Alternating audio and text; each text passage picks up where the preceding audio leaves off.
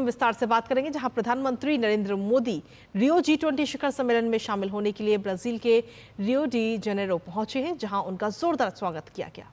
Brazil में PM Modi ने दुनिया के कई प्रमुख नेताओं के साथ संवाद कर कई महत्वपूर्ण विषयों पर चर्चा की है।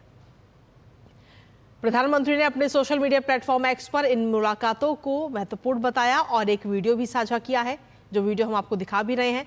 साथ ही प्रधानमंत्री ने दक्षिण कोरिया के राष्ट्रपति यून सुक योल से मुलाकात की। पीएम मोदी ने इस संवाद को सुखद और सार्थक बताया। इसके साथ ही प्रधानमंत्री मोदी ने यूरोपीय आयोग के अध्यक्ष उर्सुला वॉन डेर लेयन से भी मुलाकात की। प्रधानमंत्री ने यूरोपीय संघ के साथ भारत के रिश्तों को और मजबूत करने का संकल्प व्यक्त करते हुए कहा कि भारत और यूरोपीय संघ मिलकर वैश्विक भलाई के लिए निरंतर काम करते रहेंगे। इसके अलावा मिस्र के राष्ट्रपति अब्देल फत्ताह अल सीसी से भी प्रधानमंत्री मोदी ने रियो G20 शिखर सम्मेलन में बातचीत की है। उन्होंने इस मुलाकात को बहुत ही शानदार बताते हुए मिस्र के साथ भारत के रिश्तों को और मजबूत करने की जो आवश्यकता है उस पर जोर दिया। इसके साथ ही प्रधानमंत्री मोदी ने इटली के प्रधानमंत्री जॉर्जिया मेलोनी से भी मुलाकात की।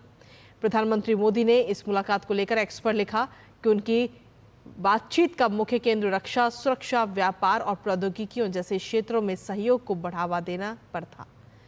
दोनों की इस बात पर भी चर्चा की गई कि सांस्कृतिक, शैक्षिक और अन्य समान क्षेत्रों में सहयोग को कैसे बढ़ाया जा सकता है। इसके साथ ही प्रधानमंत्री मोदी ने उम्मीद जताई कि भारत और इटली के बीच की मित्रता वैश्विक स्तर पर सकारात्मक बदलाव लाने में मदद कर सकती है।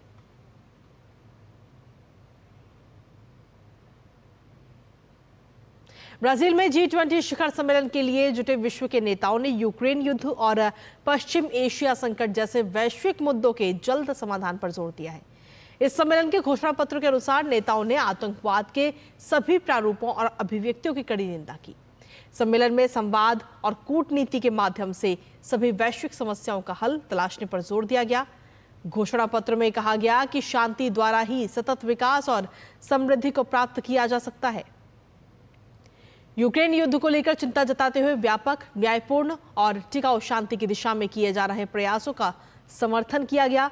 साथ ही शांति स्थापना की दिशा में आगे बढ़ने के लिए UN चार्टर को मार्गदर्शक मानने पर बल दिया गया। पश्चिम एशिया संकट पर गहरी चिंता जताते हुए गजा में मानवीय त्रासदी और लेबनान में बढ़ते टकराव का उल्लेख किया गया। घोषणा पत्र में मानवीय सहायता प्रयासों के विस्तार और आम लोगों का जीवन बचाने की तुरंत जरूरत को भी रेखांकित किया गया।